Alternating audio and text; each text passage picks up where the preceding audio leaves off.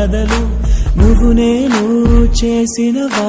మన పేరున జరిగే పనులు ఇది మంచి అని అది చెడ్డదని తూకాలు వెయ్యగలవారెవరుతో నీ అడుగు ఒంటరిగా మొదలైనదిలే బతుకు అనే మార్గములో